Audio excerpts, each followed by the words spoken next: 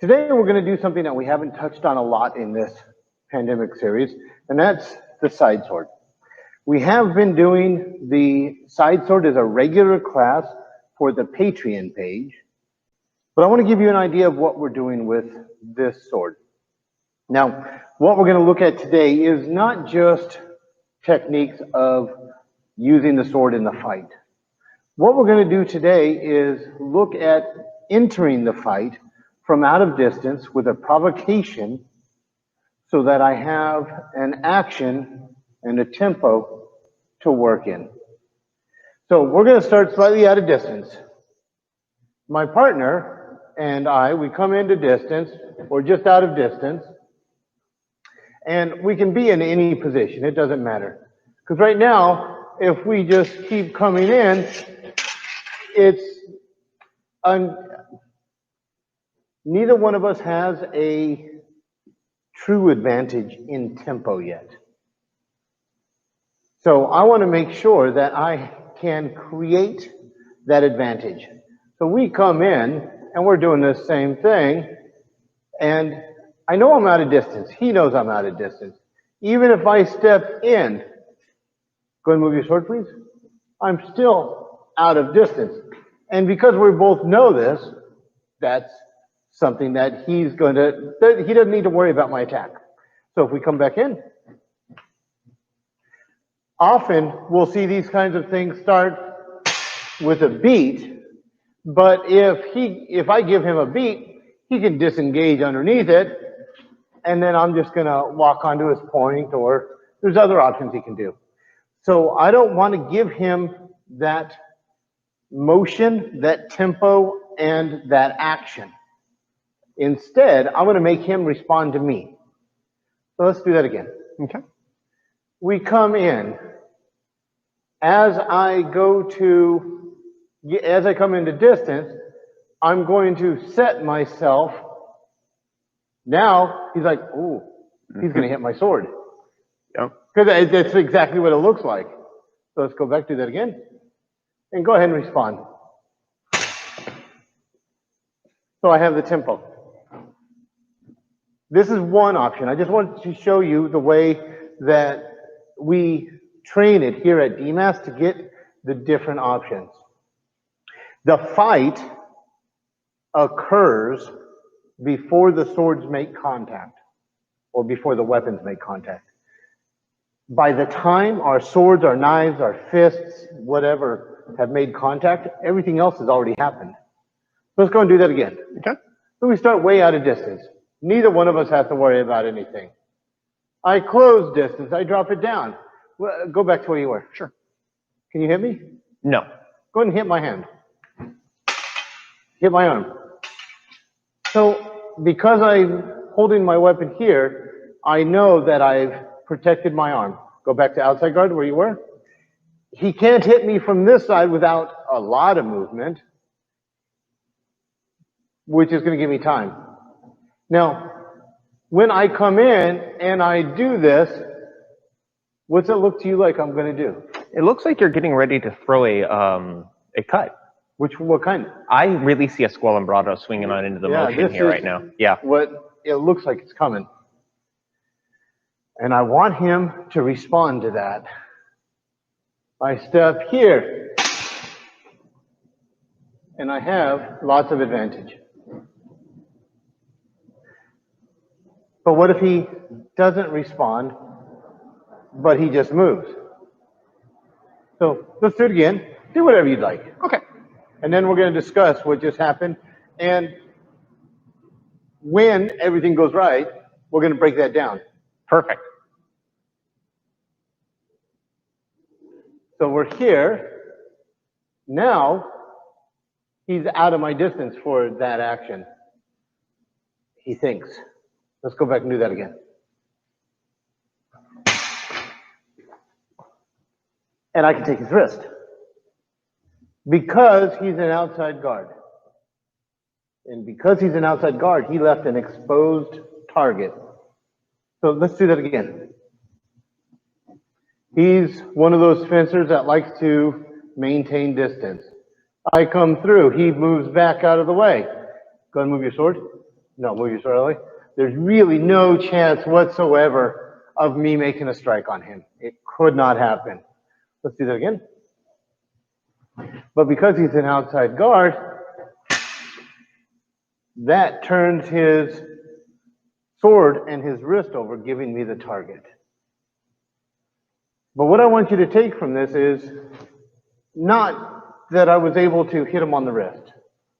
What I want you to take from this is that what I am doing is creating a need for him to move to give me tempo. Because without tempo, if I attack without proper control of tempo, he has the advantage. I'm going to do it again, but I'm going to do it wrong. And I want you to take advantage of it. Yes, sir. And what I mean by doing it wrong, not to move back, just to the side. Sure. I come through. Is that a good? That's not a good one, yeah. Because you have to deal with it. Yeah. And that's why I'm doing it this way. He has to deal with what this is. Mm-hmm. He really has to. I have to do something to be able to not, because that's a threat coming. So ready? Ready. You want to go up that high? No. One of the nice things about working through it, and I want you to see this process, because I want you to see, and I want you to see, John, the options that are available. Mm-hmm. It is just as important to know what doesn't work as to know what works. Because if you know what doesn't work, you can get rid of all of those options. They are no longer on the table. So, would you want to work through another one, or you want some Let's take a advice? look at another one. So we come through, I initiate my action, he has to do something. I'll go ahead and you're going to do whatever you want. Mm-hmm. Okay? So that one didn't work. No, so what can we do? You want some advice? Far away. All right, so let's switch roles. Okay. So I'm an outside guard. You're going to step in with a passing step to high-hanging outside guard. Okay. That's inside guard. Yep. There we go. Because I need to worry about that point. I can't hit you here. I can hit you here, but the process of your cut, go ahead and complete your cut. Removes the target, so that does me no good. So, the way I can make it fail for him, he can still cut through. But you're closing the line. What I did not do was attack. Right? Does that make sense? It does, yeah. So when I go in and I do this action, I'm going to do it this time. Okay. All I'm doing is posing a question. Hi, John, how are you doing? Doing good, sir. How are you? I've had better days. Now we're here, but what can you do to make my day better? Make your day better? Yeah. I can move again. All right, go ahead. Do whatever you want. So there's where he wants to go. Go back, do it again. He's got to push my sword out of the way, because if he doesn't, don't do anything. I have that target. I know that because I'm lined up. He knows that because he's smart. So he's going to push that out of the way. And I'm going to do the same action. This is the provocation that I'm using to get him to create it, to do an action, to create a tempo in which I can move within. If he doesn't create a tempo, who's creating the tempo? If you don't create the tempo. You are. And if I'm creating the tempo, that means you have a tempo to move in. Yep. So the provocation is not just about getting him to move, but getting him to move in such a way that he creates a tempo that is useful for you. A tempo that's not useful doesn't matter. I'm going to do that same thing, but tell me if this is going to work, just from your experience. Okay. Okay, same thing. Ready? Ready. Can I do anything? Right now? No, don't even go back to where you were. Can I do anything? Yeah. What? You can throw a cut. What good would it do me? Look how far apart we are. Because you're not closing the measure into that spot. Yeah. So yeah, I had a tempo when you moved, but it did me no good because I was out Of measure. Yep. So think of measure, distance, as the base of the shelving unit. And all your different actions are on this shelf. But if you don't have a good solid base, distance, measure, those shelves aren't gonna hold any of the techniques that you need. Right? So even though he gave me a tempo to work in, it did me no good because I was out of measure. I'm gonna do it again, and I'm gonna mess up, and I want you to tell me how I messed up. Okay.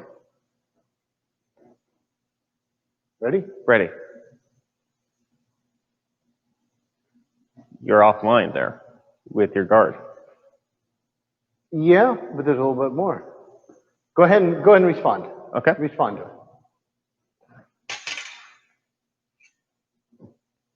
You stopped your action and I moved. hesitated. Yeah, you hesitated in your action, so you stopped. There is tempo in stillness. And that moment of me stopping my action was a tempo. You went to inside guard, which is a great example. Let's do it again. This time, you've seen that I respond to what you do. Mm-hmm. So take advantage of it. Okay. Ready? Ready. I was too fast. It did me no good, did it? Did you no good at all? And I can follow right behind your line there. And I'm well within measure. Because my moment of stillness gave you the tempo to turn go back to outside guard, inside guard, thrust. There was no stillness in there, was it? No. So I created an extra tempo that you... With your stillness, so I could see, because I'm the smart fighter as well, I can see that extra tempo and follow inside of that beat. Because you understand the path of your sword. When I hit that moment of stillness, I fell off the path. Yeah. And for more information on the path, go through the videos we have on this channel, and there's a whole video on the path of the sword. So I need to create a provocation that's going to give me tempo and measure that's useful to me. Let's do a different one. Okay. All right, so whatever you want, it doesn't matter. Okay. So we're here. We're both in woman's guard, but he's left, I'm right. The problem, I'm going to step in and make the hit, don't do anything, Okay. is that if I do that, go ahead and slowly counter me. How difficult is that going to be? Very difficult for you to step into that cut. Yeah, I'm not going to do it, but I need him out of there. But I need to have a reason, or he needs to have a reason to move. So instead of stepping forward to make my strike, I'm going to do the same thing, but I'm going to do it with an advance. There's a threat there. So when he moves, I redouble. Go ahead and defend it. Okay. Ready? Ready. I'm I'm not going to get in there in time at all. Let's switch sides and do that again. Sure. You want me to do the same action? Yeah, please. Sure. So let me make successful on this. Mm-hmm. This is the threat that he sees. And it's just the tip of my sword right across the tendon of his arm. What's that going to do? It's going to kill, make my arm useless. Yeah. I won't be able to fight with this. So that's a threat. So this time just defend it. You're going to win this defense. And then he gets that, but don't pull so far back. Yes, sir. Do it again. You don't need to pull back, do you? No. If you pull back, what did you do? Creating more tempo there. There is a time of stillness. Yes. So as I throw this, and I can just cut right through. I can use his sense of threat to create an opportunity for a target. You'll notice on that target, I want to change the way I say that. You'll notice in that action, my cut, both the threat and the real cut were the same cut. Mm-hmm. What was the difference between them? Where you stepped. The target, but yeah. the trajectory was the same, and the target was different because of my step. My first step was an advance, Mm-hmm. which is a short change in measure, Your second step was a passing step, which is a long change in measure. which I can get away with because you need that moment of stillness to stop your sword. And so that I can try and come back another direction. And once I understand that, same thing, go ahead and defend yourself. Ready? Okay.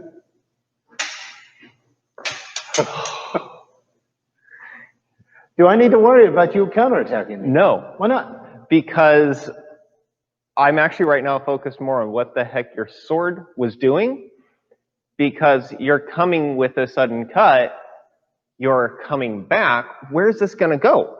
I have no idea at the moment. So you've actually created hesitation in me. Right. And if you are following your opponent's sword, you will always be late. So I want to show that one more time. Then I want to show you something about my cuts that's very important when I'm doing this. So I'm going to be successful on this one. I'm going to be successful. So there's my strike, right into the arm. Go ahead and defend it. You're going to be successful this time. Okay. Easy. Now, because I understand the way this fight works, I come through here. I am not trying to hit my opponent. That's a hard thing for many people to wrap their heads around. I am not trying to hit my opponent because I know that I am the most important person in the world. And as soon as I start thinking about hitting my opponent, I've now made him the center of my universe. I'm too busy thinking about him and not myself. So instead of thinking of it, I'm going to hit him, I'm going to move through my guards, and he's going to get in the way of my guard transition. And when we do that, let's go ahead and do that again. I'm going to be successful. Okay. You're going to be successful. I just went from woman's guard to inside guard to long guard. That was my transitions of guards. Name off your guards. Okay. Outside guard, long guard. That's all we needed. You were not trying to hit me, you just went. Yep. Do that again, but no footwork. Okay. I'm going to do footwork, you're not. Got it. But you're going to still do Okay, your you want me to do it as Yeah. your, okay. Why aren't you hitting me? Because I'm at a distance. So, moving through the guards is 2 tiers. He has the movement of his guard, but once he's here, what creates the strike with your sword? My step. Your footwork, not the use of your sword. Your sword creates the threat and the cover. Your footwork controls the distance and the measure. With that, we're going to stop here. So, John, please tell us, what did you learn today? So taking a look at a couple big pieces here. Well, one is actually small, but it's really big. Got to remember there that while we transition through our guards, it's so that when they are reacting in the midst of my action, change it. Because you can. Because I can. Yep. And with that, we're going to wish you a very good day. Take care of yourself. Take care of those around you. Stay safe, stay sane, and we'll see you on the other side. All the best to you all. Boom. Be well, everybody. Good to see you. Thanks for watching. If you enjoyed the video, please hit the subscription button below and the notification icon. We have videos coming out every week.